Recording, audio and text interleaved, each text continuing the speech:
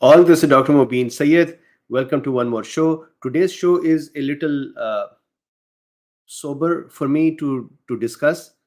Um, so let's go over the talk. The way to structure and understand today's talk is the following. Number one, first of all, I'll present the data that was discussed in the FDA's advisory panel for children 5 to 11 years of age for the approval recommendation for COVID-19 vaccine. So I'll go over their data, their recommendation, and whatever way that data is, good or bad, I want to see that with you. After that, I would then create. So if you just wanted to see the summary, you could watch that and you can leave after that. The second part will be I would like to build a context for how important will it be to vaccinate a child or not vaccinate a child. Second. Third, I will then go over various data points in the extrapolation of this document because the risk analysis could not be done because of lack of data. So what FDA did was, or what their analysis was, that they took the data from the upper age, for example, let's say 15 onwards or 12 to 15, extrapolated that data into this age, and then based on that created the risk benefit analysis, and then based on that created this recommendation or offered that data to recommending panel. So of course there is a lot to look at and discuss. So let's go over the actual data first. Now, don't hold me to account for this data. This is what FDA presented or the panel discussed. And let's see what did they look at.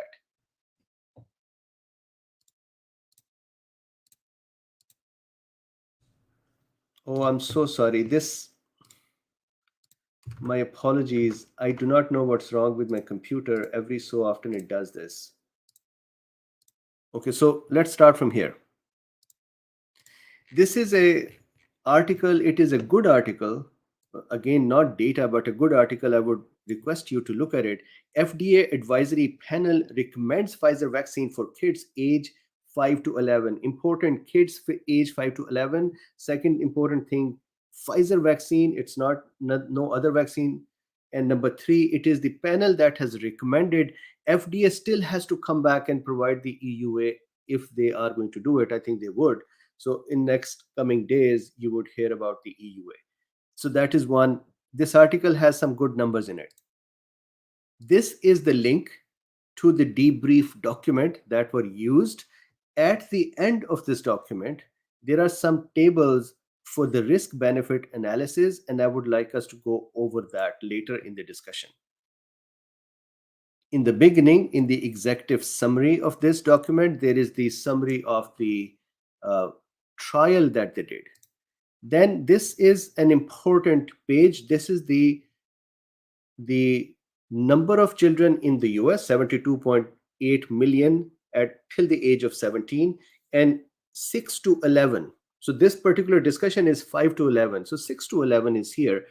24.3 million children. So we're talking about 24.3 million children. Keep that in mind because later on in the risk benefit analysis, FDA is going to say per million, here is the possible risk. And then we should be able to extrapolate that to say, okay, if per million one death, that means they're talking about 24.3 deaths. And then this is the UK study that I had discussed a few months ago, where the researchers in UK had figured out that children who are getting infected and dying, majority of them were with the comorbidities and or of the minority, they belong to minorities. So that is over here. So if you see here, a similar proportion of the 20. So we'll look at that separately. And I have done a detailed discussion about this. This is another table from FDA. And here, if you see the top 2020 to 2021, all sexes 0 to 17 years of age, and the number of COVID deaths. So remember, this is 0 to 17, not 5 to 11. COVID deaths 542. This is this is CDC site. This is another CDC site where we will look at the end of the discussion to see what is the real incidence for cases and death rate in this group of children. And then there is also another interesting article in USA Today that what is the data around children's hospitalization cases and deaths. So these are the references. I'm now going to go over. This is the document. I have it open and spent a bunch of the time today to read it. So let me explain quickly the summary. Here is the summary.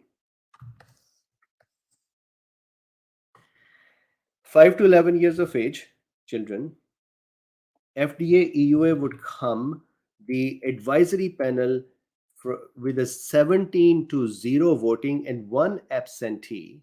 They have recommended to offer an EUA for Pfizer vaccine. That is one. So it is recommended. I think FDA is going to come up and say, yes, there is emergency use authorization. That means it is possible that they would further follow up to say all children should have the vaccine. I think that is the direction in which they're going. Number one. Number two, important thing, this makes me a little bit comfortable, but not a lot. And that is that the vaccine itself is going to be 1/3 of the dose given to others or older ages, 15 and onwards, or 12 and onwards. So the vaccine active ingredient is going to be 10 microgram per dose instead of 30 microgram per dose. And there will be two doses, 21 days separated. And I believe that they're saying full vaccination is 7 days after this second dose.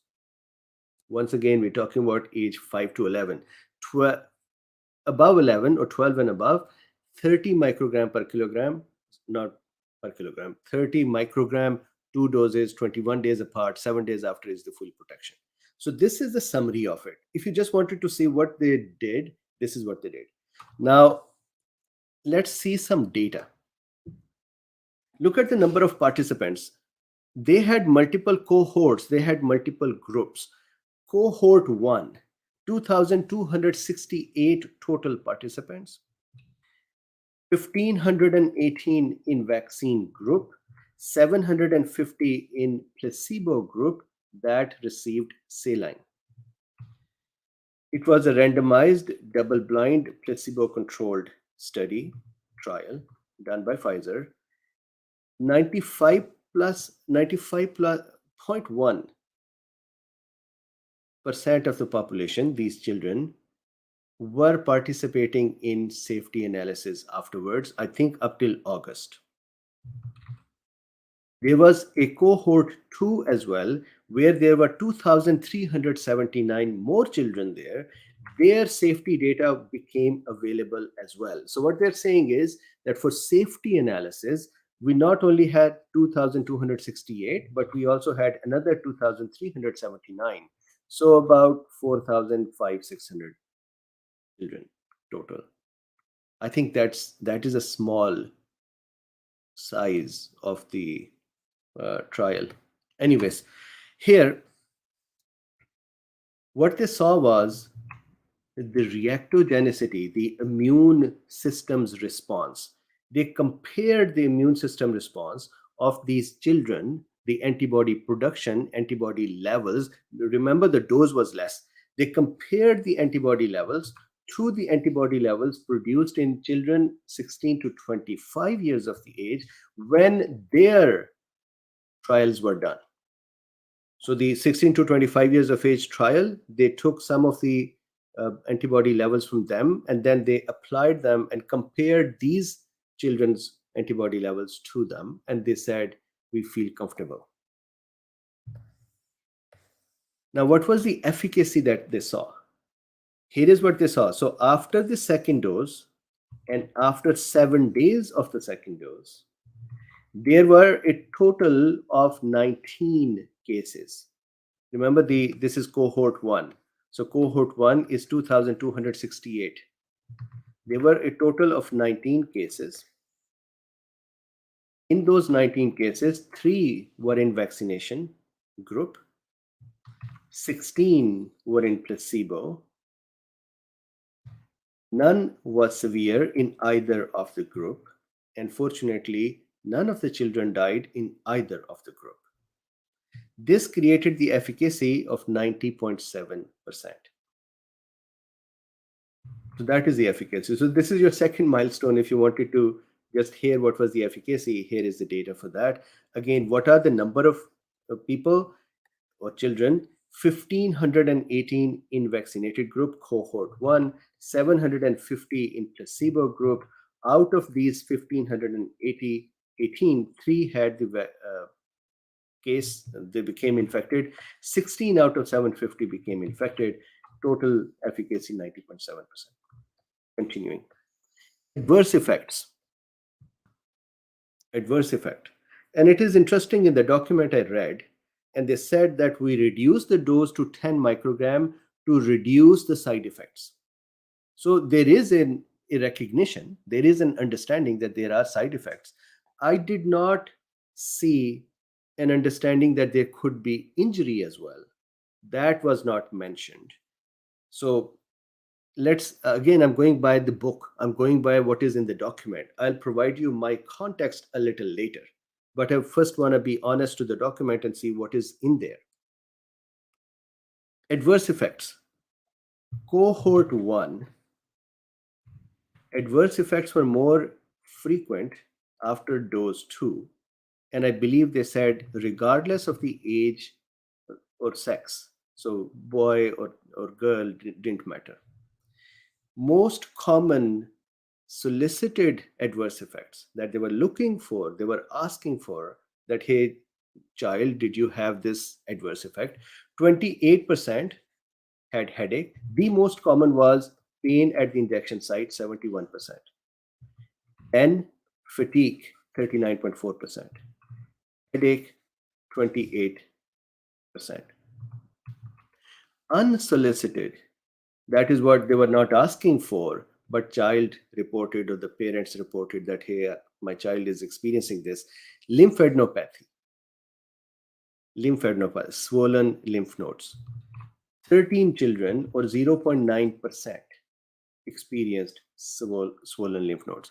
And again, I have done this discussion before, but if you're a parent and you're listening to this one and you have not listened to the other talks, lymphadenopathy or swollen lymph nodes is an indicator that there is immune system response occurring for the antigen, in this case the vaccine, that has been introduced, and it is actually an indication of a correct outcome of the vaccine. The symptoms, adverse effects, stayed within mild to moderate range. Again, we are talking children 5 to 11 that generally do not get a lot of symptoms even with the actual infection. So symptoms stayed within mild to moderate, resolved in 1 to 2 days of the onset. There were 4 serious cases. However, FDA and the investigator, they thought, or they concluded, that these 4 cases had nothing to do with the vaccine. Again, don't hit me for this. This is what is in the document. I'm reporting what they went through. So we'll talk about what I think a little later. So 4 serious cases, they concluded that these were not related to vaccine. Now, on the vaccinated side, there were 14 hypersensitivity-like reactions. What does that mean? Allergy-like reactions, rash, and dermatitis. So skin, either rash or the skin inflammation. So 14 on the vaccinated side, that was 0.92%. Placebo was 4, so that was 0.53%. So that was hypersensitivity. There was no anaphylaxis. This is very important. Again, I admire a child because their body handles COVID much better, and so they handled this situation much better as well. No myocarditis, no pericarditis, no anaphylaxis, no deaths. Please once again realize it's a very small sample size. The pericarditis, myocarditis, anaphylaxis, they occur at a larger scale. They do not occur at 2,000 children, out of them 1,500 who have the vaccine. So the sample size is not sufficient to actually be able to say that this is a good news or a bad news. Because of this, FDA, and I would go over those tables with you, FDA did an extrapolation. They said, we don't have this data, but let's make up some data to understand what kind of damage may occur. Then compare that to if the same children's group got the infection, what kind of damage may occur, and then see the risk benefit analysis. So we'll look into that. We are actually reaching that point. So due to the lack of data, this is the direction they took. So before we look at those tables, I want us to kind of have some context. And I want us to be at least on this page that I have always been very, very careful, although to the point of shying away to ever talk about children, because I have had a death of a 19 years old in very close family members. And the devastation that occurred from that day till today has not gone from our family. We felt it, and then the family, our very close family members who had that death, they felt it, and that is still after many years there. Because of that, I actually find myself unable to talk about children, and here is the back of my mind, and that is, if God forbid I made a wrong comment, somebody based on that made a decision that is not good for the child, then it is really going to be painful. So because of this, I'm giving you this disclaimer beforehand. This discussion that I'm doing, do not use that for any of the decisions. This is what I'm reporting from FDA. And so please don't make a decision. All of this data that is here, that I'm going to provide for context, all of that is present in those references. So I'm going to hold my opinion, and please don't force me for an opinion because I cannot. So context is this: children 6 to 11 years of age in the US are 24.3 million. And here is the data for that. I showed you that before. I'm going to show you this once more.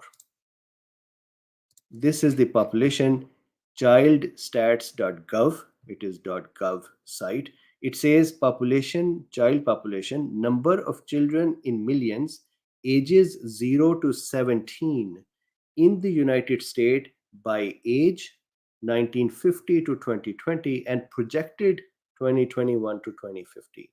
So they have actually projected up to 2050 to say how many children will be there in 2050. And they, for example, here they're saying 78 million.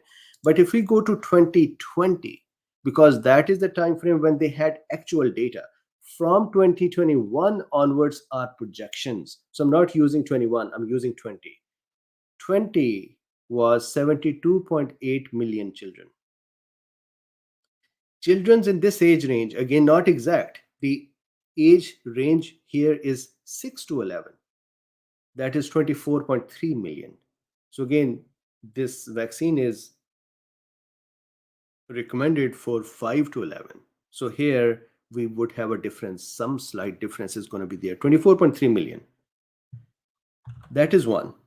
So it's about 24.3 million. Another important thing, 40% are already infected. So again, I couldn't find this source. And what I have to do is I'm going to show you the statement, but I do not have a source for this one. If you see here, so this is Dr. James Hildreth, a committee member and president of Meharry Medical College in Nashville, Tennessee, ultimately voted to authorize the vaccine, but said it was a challenging decision.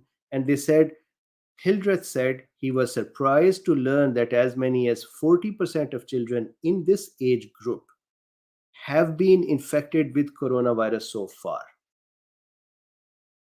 which he says could mean that as many as 30 million children may have some form of immunity already. Now, what I do not understand is what is the math? Is he's saying total children up to 17 years of age, and that is 78 million, for example. Out of them, if you take 40% out, then there about 30 million-ish are already infected and recovered, and the remaining are the ones. So maybe that is the math he's doing. But this age group, 5 to 11, actually, as I showed you here, is about 24.3 million, or a little more, because this is 6 to 11. So back here, what I could not find was the exact count of children who had become infected total. Although what I intend to do, so we'll have to do one more talk tomorrow.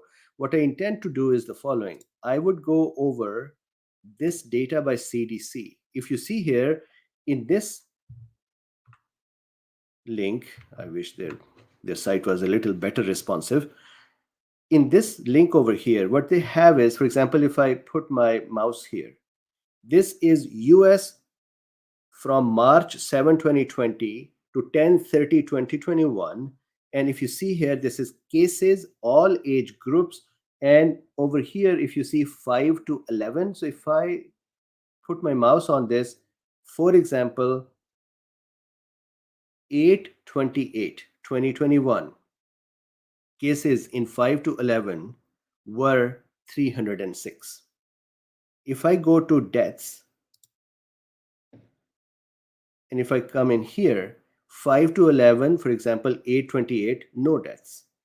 And if I continue to go over this, you see 5 to 11, 0.01 per 100,000 deaths. So it's not a percentage, it is 0.01 per 100,000. This is CDC's own data. Again, one death of a child is very hard. I think it destroys the family. So please be very, very careful. So this is the data I was thinking of downloading. I think they offered a download somewhere. I was thinking of downloading and collecting the numbers and then summing them up and discussing. I just could not do that in today's day. So back here, let's say 30 million. Let's take that, or 24 million in this age group. Now let's go back. About 40%, if 40% of them are vaccinated, infected, then that would bring it down to another, let's say 14 million. So we may be talking about 14 million children and their protection. And again, I know that US does not consider somebody who has become infected to be protected. So I think they're going to ask them to be vaccinated as well. Now, deaths occur in children, mostly in those who are at risk, unfortunately. Children with diabetes, children with obesity, children with cancers. And again, UK study here. This is the study. So this study I have, this is a preprint. I discussed it before, but this was a very large study. If you look at the study, again, preprint, I'll keep saying it. So if you want to discredit the study, you discredit it because it is a preprint. They said over here, look at the comorbidities. A similar proportion of the 25 youngsters who died of SARS-CoV-2, N equals 19, 76%, and the 3,080 deaths from all other causes had a chronic underlying health condition. So 76%, this is a UK study. So again, that cannot be applied to US. I totally agree. I still have to do the US number crunching. But in the US, this study, UK, this study showed that 76% of the children who died had some other, if you see here, I want to just read it. I can't speak these words very.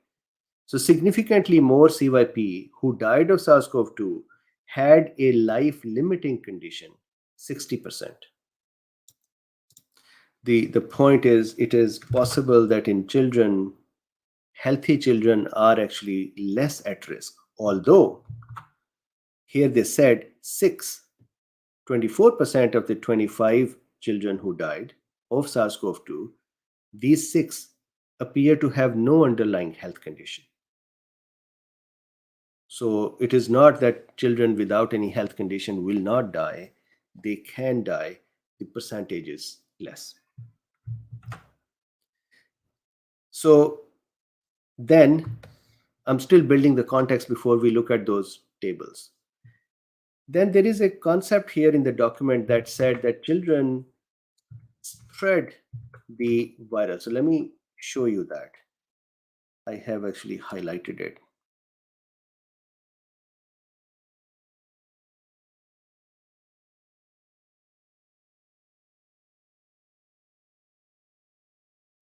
Look at this paragraph. This is page number 7. This paragraph is very interesting. They say while children and adolescent, I do not know how to pronounce it well, so my apologies, appear less susceptible to SARS-CoV-2 infection and generally have a milder COVID-19 disease course as compared with adults. Adolescent and adults have similar SARS-CoV-2 viral loads in their nasopharynx, so adolescent may play a role in community transmission. So that is one of the factors. I actually agree. So there is a doctor who commented and said it should have been the other way around. We are asking children to be vaccinated to protect the adults. It should have been the other way around, the adults to be vaccinated to protect the children. So again, I am not the one to say one way or the other, but this is a factor here. Transmission of SARS-CoV-2 virus from children can occur in both household and school settings. In schools, transmission depends on the transmission rates, locally variant circulating in the community, vaccination rates, and other preventing mitigation strategies. Transmission between school staff members may be more common than transmission involving students. There is evidence that SARS-CoV-2 transmission is greater in secondary and high schools than elementary schools. This is also important to note. Outbreaks of COVID-19 have been reported in settings where children congregate, such as summer youth camps. And there was an interesting, this article is beautiful to read. Look at this, another comment here. It just seems to me, in some ways, we are vaccinating children to protect the adults. Hildreth said, it should be the other way around. The focus, he said, should be on adults getting vaccinated to protect the children. So, look, I have never said somebody should be vaccinated or not. I've always said this is their decision. But I think when it comes to this, that, hey, here is an adult to be vaccinated and a child, I would request the adult to become vaccinated in these kind of situations. So this is what he said. Then he said one more thing, which was very, very interesting. He said that he was also disappointed, this orange part here I'm reading, in the low number of minorities included in the Pfizer trial, because minorities bear the brunt of the disease and hospitalization. So disease and hospitalization is actually more in minorities, but the participation of those children in the trial were less. So going back here to the context building. So minorities are more at risk, but were less in the trial. Then what about those children that have recovered? So were they going to say, and of course they didn't say it, because if they would have said it, we would have heard it. Were they going to say that, hey, those children who had become infected and recovered, they are fine, don't give them a vaccine, they may be okay? So I don't think I heard that or read that. And there is, in the document, there is another discussion about the long COVID, but they said, we don't really know about the long COVID in the children. And so, yeah, so that may be a recommendation, a consideration, but at the same time, there is no data. You would see that there is a lot of extrapolation now because there is no data. And that may actually tell something that, hey, if the data is missing, maybe there is no such data. But anyways, and yes, vaccine injuries can occur too, which are not looked at in this document. Now, with this, lots of context and my disclaimers, I'm going to go over the document itself to show you how they extrapolated the risk-benefit analysis. It is an interesting way of doing it, and it's interesting for us to look at. Here is what they did. So once again, it is 30 minutes in. If you just wanted to hear the basic data, we are done. Now I'm going to go even more deeper in the weeds to look at the data together to see how did they do the risk-benefit analysis.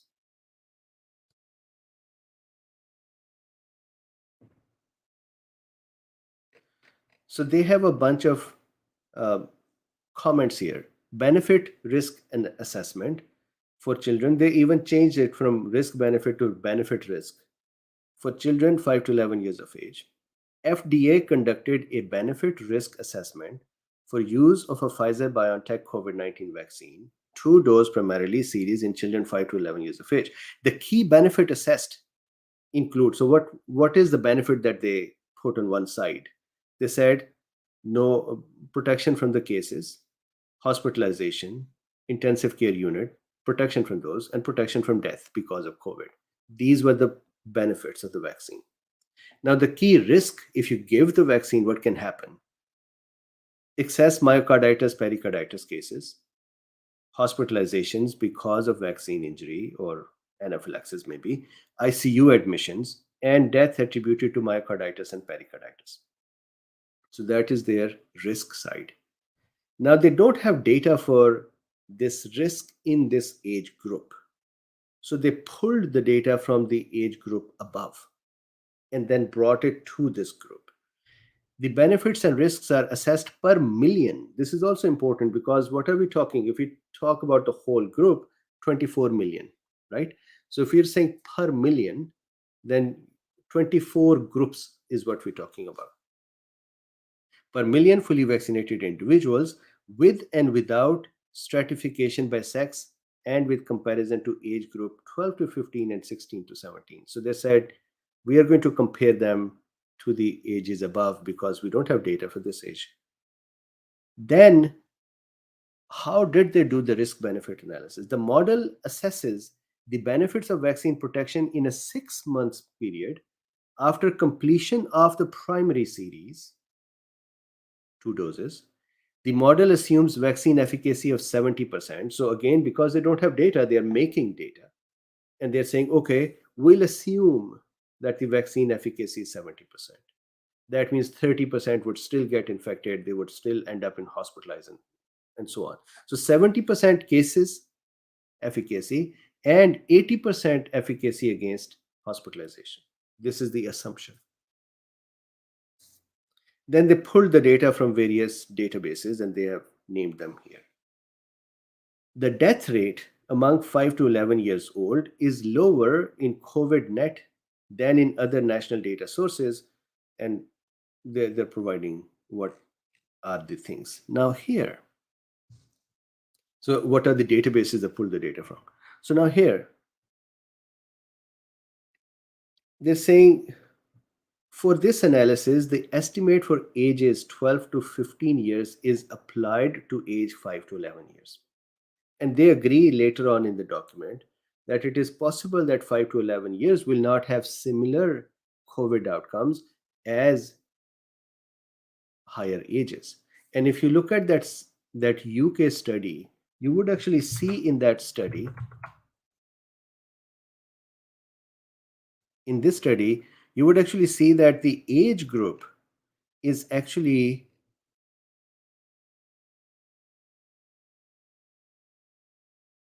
was higher ages. Younger ages had very low risk.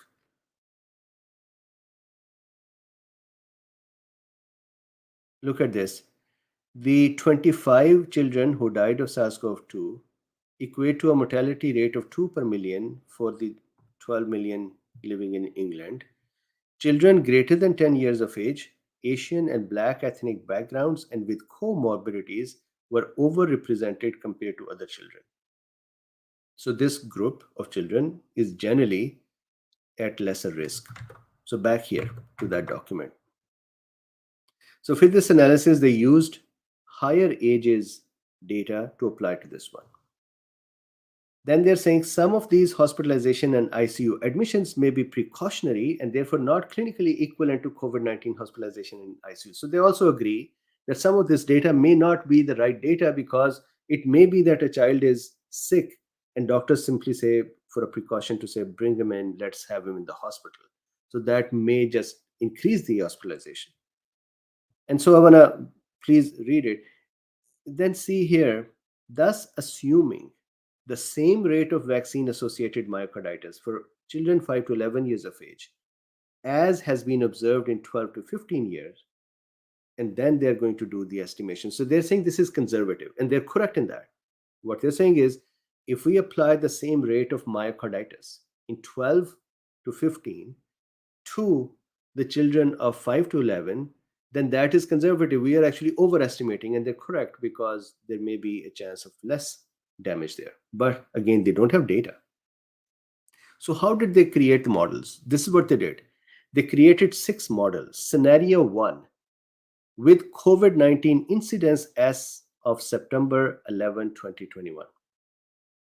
So, they said in this September, so today we are in October, right? So, last month, whatever was the COVID incidence, use that as a total number of cases possible. And then extrapolate from there what kind of damage can occur if these many children became infected. The thing that I do not know is that in this scenario, the incidence that they took, was that the incidence rate of the children at this in September or total overall incidence rate? Because overall incidence is very high. Incidence in children is not as high. For example, we have more, about 750,000 deaths, but in children in this age group, we have maybe 540, as we saw in the CDC, if I recall it correctly. So overall incidence should not be applicable. Children's incidence may be. So I do not know that part. They created another scenario where they said COVID-19 incidence close to the recent peak of the Delta variant in August. So they said when the Delta was at a peak, that was in August. Let's take that as well as the maximum incidence. Then scenario 3 with COVID-19 incidence close to the lowest recorded incidence in June. So they're saying in June, the incidence was low. So we took that. So they took recent, that is September. They took August, that was a peak. They took June, that was a lower rate.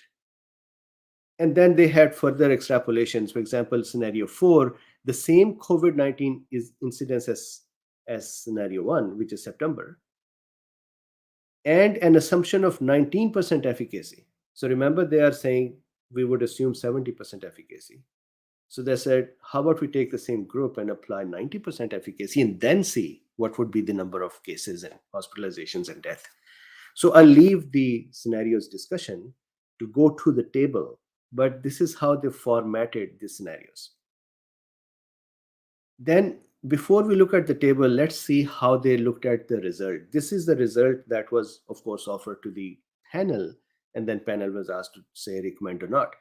So the results predicted that under scenario 1, that is incidence rate taken from September, scenario 2, that is August, scenario 4, that is scenario 1 with higher vaccine efficacy, and scenario 5, which is with a 3 times multiple of death rate to more closely match the cumulative death rate, so increase the death rate.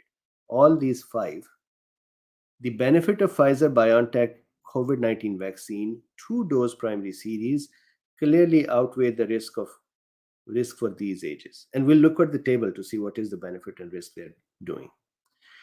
Under scenario 3, which was the lowest incident in June, the model predicts more excess hospitalization due to vaccine-related myocarditis compared to prevention because of COVID.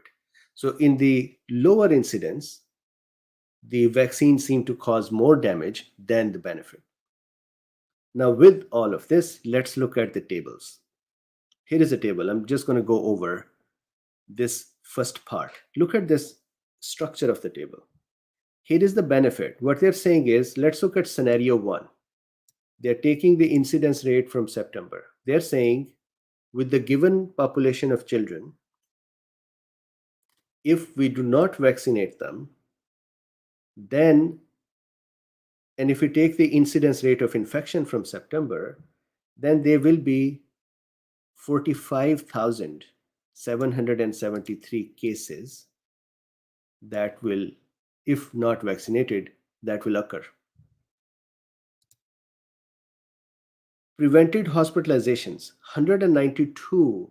Again, I think that they're taking 23 million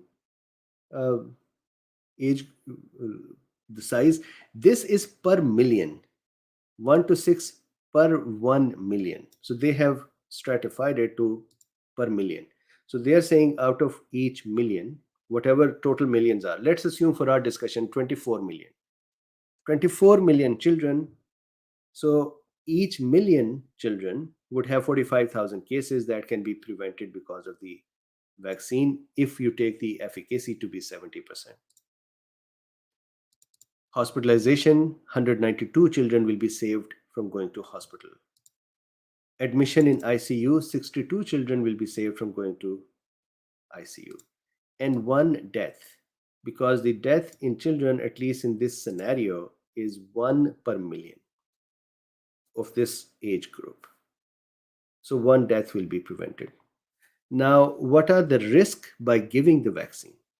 Again, please remember, this is all extrapolated data. Risk: excess myocarditis, 106 cases. Excess myocarditis based hospitalization, 58 cases, again for each million. So here what we are saying is, we will, if we consider 24 million to be the cases, the number of cases, that means 24 deaths will be prevented overall. And then you can take every 1 million here and kind of multiply it with 24. Excess myocarditis, 106 per million. Excess hospitalization because of myocarditis, 58 per million. Ending up in the ICU because of myocarditis, because of the vaccine, 34 per million. And no deaths because of myocarditis. And they say above in the document that even when the myocarditis occurs, it resolves with conservative methods. I read this document a lot to try to see if they acknowledged anywhere that there may be death because of myocarditis, but they have not talked about it. Then similarly, scenario 2. Scenario 2 is the peak, that is August. So 1,054,000 cases will be prevented. 250 children per million will be prevented from going to hospital. 80 would be prevented from going to ICU. One death will be prevented. And on the risk side, 106 per million will have myocarditis. 58 will end up in hospital. 38 will be in the ICU. No deaths. If you see here on the death column, 0. So in all scenarios, they suspect 0 deaths because of myocarditis per million. The number of deaths preventable will be 1, 1, 0, 1, 3, and 1 in various scenarios. So remember, this 5 is a scenario where they triple the number of possible deaths. So if the extrapolated death was 1, they're going to call it 3 just to see the upper range. And scenario 3 is a lower incidence where there is no death in children even for 1 million. And then they go to males only. Remember that myocarditis, pericarditis is seen more commonly in males after second dose and males lesser than 25 years of age. Not seen as commonly in females, and not seen as commonly after the first dose, and not seen as commonly in the advanced ages above 25. So here males is an interesting one, but if you see 110131 above here, 110131, so there's no difference. If you see females only, interesting, 120241. So that is a risk that they are showing to females. And again, the number of myocarditis cases will be less. So you can see the difference between males and females. Per million children of this age, which is extrapolated from the advanced ages, but for children, the advanced age, 12 and onwards, they're still children. Males 179 per million, females 32 per million. And then because of that hospitalization, males 98 per million, females 18 per million. And then in the ICU, 57 per million, females 10 per million. And then no deaths. So this is the discussion. What is missing in this discussion is to actually see the total number of children out of these 24 million that have become infected and recovered. In my opinion, they are not the first candidate to get the vaccine. Similarly, those who are healthy, I do not know that breakdown out of the remaining. So let's say out of 24 million, 10 million were infected or 5 million were infected and recovered. Now we are left with 19. Out of 19, let's say 17 million are healthy. Then we have an increased risk for 2 million. Plus, let's say out of those 19 million, the minorities are 4 million. They are at risk. So I think this is the kind of breakdown that I was expecting to be here.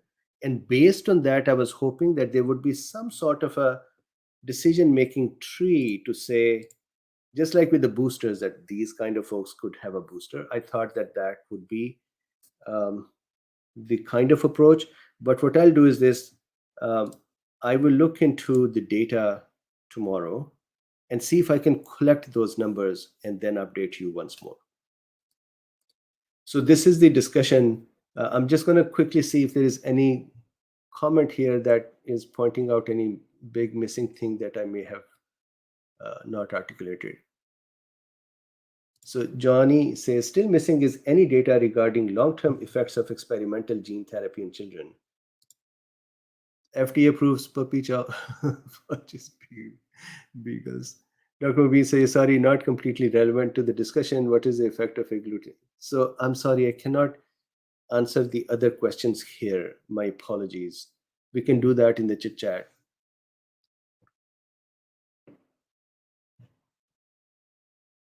Westfield says, I don't mind parents making whatever decision for their kids, but to have government offices make a decision counter parents and the doctor is not right. Okay, so how about we do this? Did Tudor says, the truth, please, nothing but the truth, not scenarios, models, and projections. Look, I said that in the beginning. I'm not presenting an opinion. This is a very sensitive area, and I am not qualified to make decisions here. So for me, it was important to put the data in front of us and tell us how did they make that data, so that we can then figure it out, or parents can figure it out, doctors can figure it out. This is the public data. This is the basis that they used. For example, one possible death per million. If I look at the CDC's data, it doesn't compute for me. So let me show you how it does not compute. So now you are kind of pushing me in an area where I look at this, for example. Let's say the data here was 1 death per million, correct? In scenario 1 here, 1 potential death per million. If I go here to this data, and if I take some number here, over here, this is per 100,000. So over here, 5 to 11 years of age, no death per 100,000, no death further. Well, let's take some number where there is, so let's say here 0.01 per 100,000. So in 100,000, 0.01. To make it 1, we have to make it 100 times, correct? If my math is correct, this is 0.01. And so we have to make such 100 chunks to make 1. Wouldn't that mean we take 100,000, which is 10 million? So I'm not very much yet clear. I need to do this data crunching. And please, if there is a mathematician here, please tell me. Similarly, if you see here, 2020 to 2021, all sexes 0 to 17, it's not 5 to 11, 0 to 17, all deaths involving COVID, 542. So I believe 0 to 17 years of age are 73 million people. So in the whole pandemic, 73 million children so far, and again, they're not all infected. I do not know what percentage. Was it 40%? If it was 40%, then that means if we assume it to be 80 million, then we are talking about what, 30 million-ish, 35 million. Out of 35 million, 542. Then if you say that we are left with children who are still not infected and recovered, and say 24 million in this age group, the risk is generally low. Then can you extrapolate this number? So I cannot imagine how this number then presents this one. So there are some things, and I am sure that there was lots of discussion, lots of data that was done. So going to Didi's point, I'm not sitting here to say they are correct or they are wrong. What I'm saying is this is the data they presented, this is the data they looked at, and then based on that they said, go ahead and vaccinate.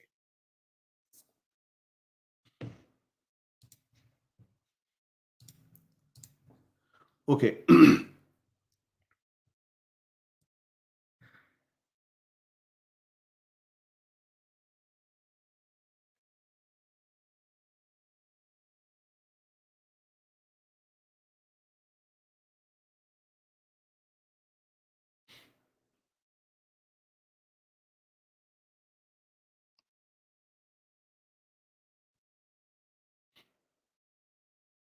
So Robin says, did I hear correctly that UK will not give young children? That's what I heard as well, that they are saying no vaccine for children in a specific age group.